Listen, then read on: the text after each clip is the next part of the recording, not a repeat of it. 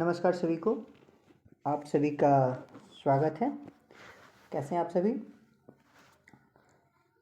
आज इस सत्र में हम जो कहानी लाए हैं उस कहानी का नाम है सिक्का बदल गया। इसकी लेखिका कृष्णा सोबती जी हैं और इस कहानी का प्रकाशन 1948 ईस्वी में हुआ था। इसके पात्रों के विषय में बात करें तो इसके मुख्य पात्र हैं शाहनी जी, जो कि एक हवेली की मालकिन है। दूसरे पात्र शाह जी हैं, जो शाहनी के पति हैं जिनका देहांत हो गया है। शेरा है, जो शाहनी जी का सेवक है और शाहनी ने इसका पालन पोषण किया है। हसैना है, जो कि शेरा की पत्नी है। दाऊद, जो कि थानेदार हैं, जो हवेली को खाली करवाने आता है। अब इससे संबंधित इसका विषय समझ लेते हैं कि यह कहानी किस विषय पर लिखी गई है। फिर इसके बाद इस कहानी को पढ़ेंगे। इस कहानी का विषय विभाजन के उत्पन्न परिस्थितियों के मार्मिक चित्रण के लिए हुआ है। मतलब सीधे सीधे कहें कि विभाजन के समय जब लोग पाकिस्तान जा रहे थे, कुछ पाकिस्तान उधर से इधर आ रहे थे, तो उस समय के ऊपर जो त्रासदी मची हुई थी उस पर यह कहानी लिखी गई है। इस कहानी में यह स्पष्ट किया गया है कि समय बदलते देर नहीं लगती। शाहनी एक विधवा स्त्री है जिसे एक विभाजन की त्रासदी से गुजरना पड़ता है। जिस हवेली की मालकिन हुआ करती थी उसे आज निकाला जा रहा है और शरणार्थी कैंप में जाने को मजबूर किया जा रहा है। यह छोटी बातें थी इससे संबंधित, और इससे और अच्छे से समझने के लिए कहानी शुरू होती है। सिक्का बदल गया। खद्दर की चादर ओढ़े, हाथ में माला लिए शाहनी जब दरिया किनारे पहुंची तो पौ फट रही थी। दूर दूर आसमान के पर्दे पर लालिमा फैलती जा रही थी। शाहनी ने कपड़े उतार कर एक को रखे और श्री राम करती पानी में हो ली। अंजलि भर कर सूर्य देवता को नमस्कार किया, अपनी उनीदी आंखों पर छींटे दिए और पानी से लिपट गई। चनाब का पानी आज भी पहले सा ही सर्द था। लहरें लहरों को चूम रही थी। वह दूर सामने कश्मीर की पहाड़ियों से बर्फ पिघल रही थी। उछल उछल कर आते पानी के भंवरों से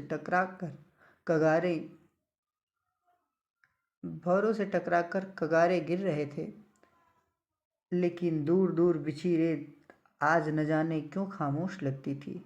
शाहनी ने कपड़े पहने इधर उधर देखा, कहीं किसी की परछाई तक न थी, पर नीचे रेत में अगणित पांवों के निशान थे। वह कुछ सहम उठी। आज इस प्रभात की मीठी नीरवता में न जाने क्यों कुछ भयावना सा लग रहा था। वह पिछले 50 वर्षों से यहाँ नहाती आ रही थी। कितना लंबा अरसा है, शाहनी सोचती। एक दिन इसी दुनिया के किनारे वह दुल्हन बनकर उतरी थी और आज शाह जी नहीं, उनका वह पढ़ा लिखा लड़का नहीं, आज वह अकेली हैं। शाह जी की लंबी चौड़ी हवेली में अकेली हैं। पर नहीं, यह क्या सोच रही हैं? वह सवेरे सवेरे अभी भी दुनियादारी से मन नहीं फिरा उसका। शाहनी ने लंबी सांस ली और श्री राम करती बाजरे के खेतों से होती घर की राह ली। कहीं कहीं लिपे पुते आंगनों पर से धुआं उठ रहा था। टन टन बैलों की घंटियां बज उठती हैं। फिर भी कुछ बधा बधा सा लग रहा है। जम्मी वाला कुआं भी आज नहीं चल रहा। ये शाह जी की असामियां हैं। शाहनी ने खंजर उठाई। वह मीलों फैले खेत अपने ही हैं। भरी भराई नई फसल को देखकर शाहनी किसी अपनत्व के मोह से भीग गई। यह सब शाह जी की बरकतें हैं। दूर दूर गांव तक फैली हुई ज़मीनें, ज़मीनों में कुएं, सब अपने हैं। साल के 3 फसल जमीन तो सोना उगलती है। शाहनी कुएं की ओर बढ़ी। आवाज़ दी, शेरे शेरे, हसैना हसैना। शेरा साहनी का स्वर पहचानता है, वह न पहचानेगा। अपनी माँ जैना के मरने के बाद वह साहनी के पास ही पलकर बड़ा हुआ। उसने पास पड़ा गणासा उस सालने के ढेर के नीचे सरका दिया। हाथ में हुक्का पकड़कर बोला, ए हसैना हसैना।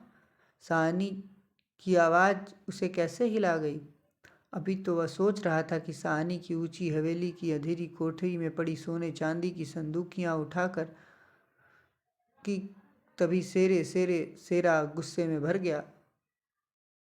किस पर निकाले अपना क्रोध? साहनी पर। चीख कर बोला, ए मर गई है, अबे तेनू मौत दे।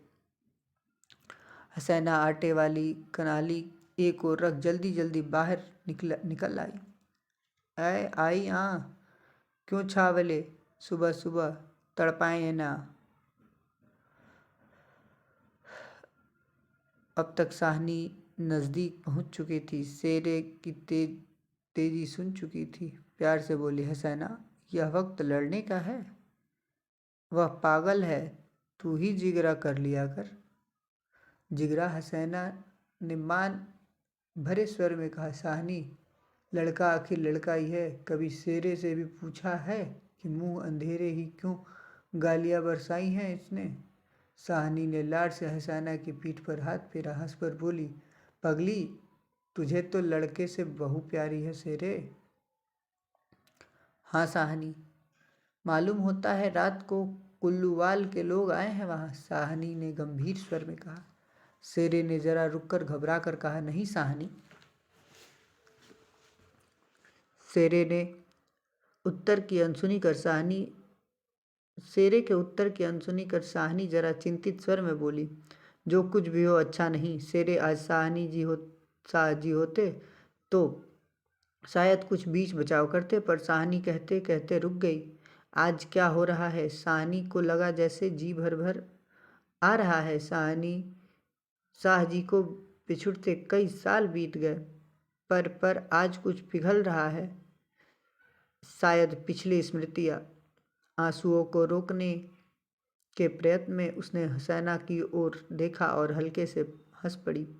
और शेरा सोच ही रहा है क्या कर रही है साहनी आज साहनी क्या कोई भी कुछ नहीं कर सकता या होके रहेगा। क्यों न हो।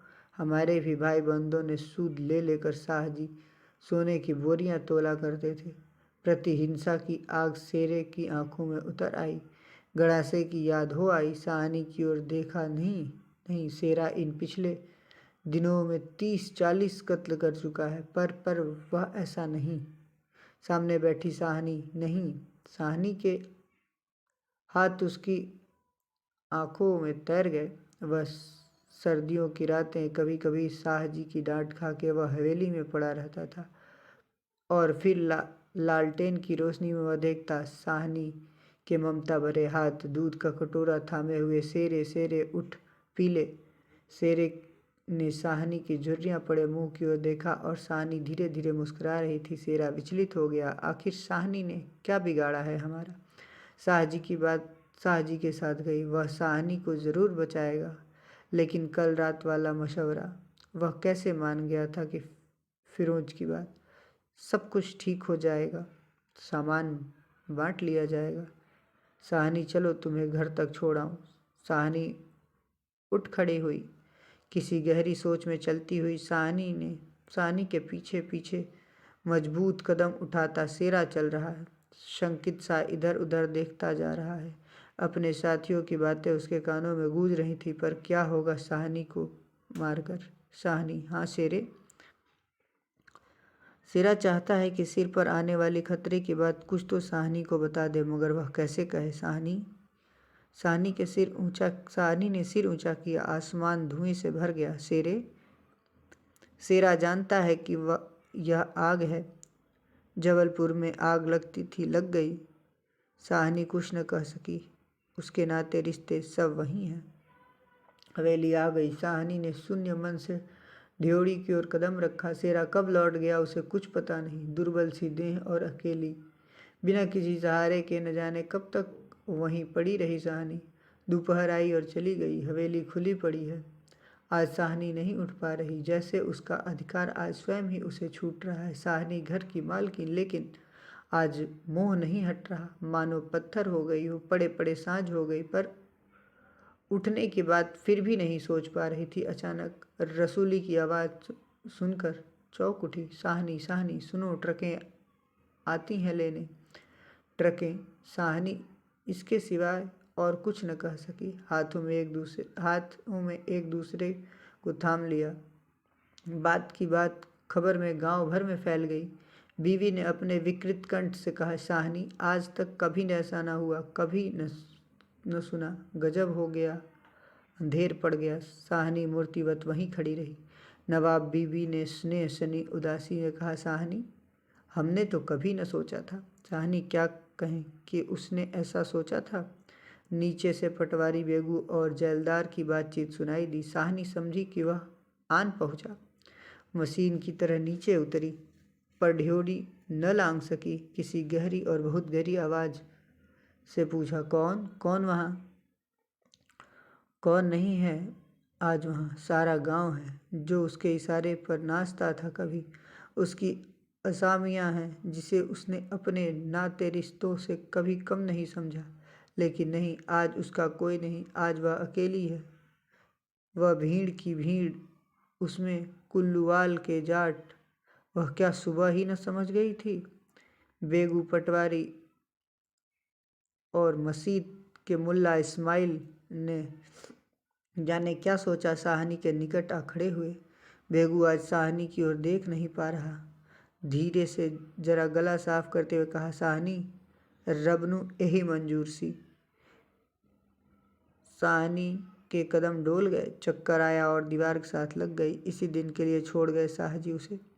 बेजान सी साहनी की ओर देखकर बेगू सोच रहा है क्या गुजर रही है साहनी पर, मगर क्या हो सकता है, सिक्का बदल गया है। साहनी का घर से निकलना छोटी सी बात नहीं। गांव का गांव खड़ा है हवेली के दरवाजे से लेकर उस दारे तक जिसे साहनी ने अपने पुत्र की शादी में बनवा दिया था। तब से लेकर आज तक सब फैसले, सब मशवरे वहीं होते थे।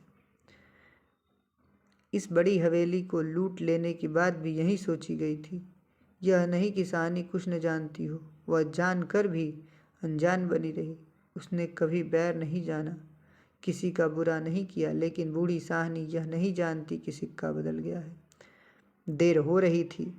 थानेदार दाऊद खां जरा अकड़ कर आगे आया और ढ्योढ़ी पर खड़ी जड़ निर्जीव छाया को देखकर ठिठक गया।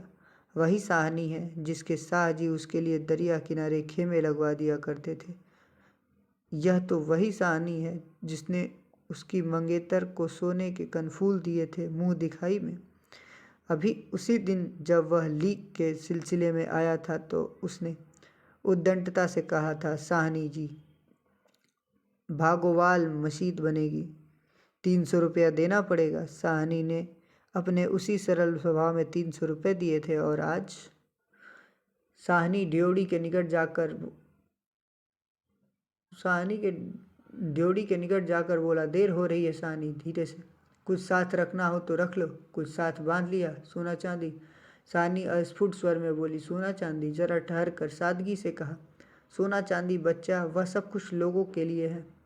मेरा सोना तो एक एक ज़मीन में बिछा है। दाऊद खां लज्जित हो गया। साहनी, तुम अकेली हो, अपने पास कुछ होना ज़रूरी है। कुछ नगदी ही रख लो, वक्त का कुछ पता नहीं। वक्त? साहनी अपनी गीली आंखों से हंस पड़ी। दाऊद खां, इससे अच्छा वक्त देखने के लिए क्या मैं जिंदा रहूंगी? किसी गहरी वेदना और तिरस्कार से कह दिया साहनी ने। दाऊद खां निरुत्तर था। साहस कर बोला, साहनी जी, कुछ नगदी ज़रूर है। नहीं बच्चा, मुझे इस घर से। साहनी जी का गला रुध गया। नगदी प्यारी नहीं, यहाँ की नगदी यहीं रहेगी। सेरा आन खड़ा गुजरा की हो ना हो, कुछ मार रहा है साहनी से। खां साहिब, देर हो रही है। साहनी चौंक पड़ी। देर? मेरे घर में मुझे देर? आंसुओं की भंवर में न जाने कहाँ से विद्रोह उमड़ पड़ा। मैं पुरखों के इस बड़े घर की रानी, और यह मेरे अन्न पर पले हुए नहीं, यह सब कुछ नहीं। ठीक है, देर हो रही है, पर नहीं, साहनी रोकर नहीं, शान से निकलेगी इस पुरखों के घर से, मान से लांघेगी यह देहरी, जिस पर एक दिन वह रानी बनकर आ खड़ी हुई थी। अपने लड़खड़ाते कदमों को संभाल कर साहनी ने दुपट्टे से आंखें पोंछी और ड्योढ़ी से बाहर हो गई। बड़ी बुढ़िया रो पड़ी। किसकी तुलना हो सकती है इसके साथ? खुदा ने सब कुछ दिया, मगर दिन बदलते वक्त बदलते। साहनी ने दुपट्टे से सिर ढांपकर अपनी धुंधली आंखों से हवेली को अंतिम बार देखा। शाहजी के मरने के बाद भी जिस कुल की अमानत को उसने सहेज कर रखा, आज वह उसे धोखा दे गई। साहनी ने दोनों हाथ जोड़ लिए। अंतिम दर्शन था, यही अंतिम प्रणाम था। साहनी की आंखें फिर कभी उस ऊंची हवेली को न देख पाएंगी। प्यार से जोर मारा सोचा, एक बार घूम फिर कर पूरा घर क्यों न देख आई मैं। जी छोटा हो रहा है, पर जिसके सामने हमेशा बड़ी बनी रही, उनके सामने वह छोटी न होगी। इतना ही ठीक है, बस हो चुका। सिर झुकाया। ड्योढ़ी से आगे कुलवधू की आंखों से निकलकर कुछ बूंदें चू पड़ी। साहनी चल दी। ऊंचा सा भवन पीछे खड़ा रह गया। दाऊद खां, शेरा, पटवारी, जेलदार और छोटे बड़े बच्चे, बूढ़े, मर्द, औरतें सब पीछे पीछे। ट्रकें अब तक भर चुकी थी। साहनी अपने को खींच रही थी। गांव वालों ने गले में जैसे धुआं उठ रहा हो। खूनी शेरे का दिल टूट रहा है। दाऊद खान ने आगे बढ़कर ट्रक का दरवाज़ा खोला। साहनी बढ़ी। इस्माइल के आगे बढ़कर भारी आवाज़ में कहा, साहनी कुछ कह जाओ, तुम्हारे मुंह से निकली आशीष झूठ नहीं हो सकती। और अपने साफे से आंखों का पानी पोंछ लिया। साहनी ने उठती हुई हिचकी को रोक कर रुधे हुए कहा, रब तुहानू सलामत रखे, बच्चा खुशियाँ बख्शे। वह छोटा सा जनसमूह रो दिया। जरा भी दिल का मैल नहीं साहनी के, और हम साहनी को नहीं रख सके। शेरे ने बढ़कर साहनी से पाँव छुए। साहनी कोई कुछ कर नहीं सका। साहनी कोई कुछ कर नहीं सका। राज भी पलट गया। साहनी ने कांपता हुआ हाथ शेरे के सिर पर रखा और रुक कर कहा, तैनो भाग जगन चन्ना, ओ चाँद तेरे भाग जागे। दाऊद खान ने हाथ पर संकेत किया। कुछ बड़ी बुढ़िया साहनी के गले लगी और ट्रक चल पड़ी। अन्न जल उठ गया। वह हवेली, नई बैठक, ऊंचा चौबारा, बड़ा पसार एक एक करके घूम रहे थे। साहनी की आंखों में कुछ पता नहीं, ट्रक चल दिया है या स्वयं चल रही है। आंखें बस रही हैं। दाऊद खां विचलित होकर देख रहा है। इस बूढ़ी साहनी को कहाँ जाएगी अब वह। साहनी के मन में मैल न लाना।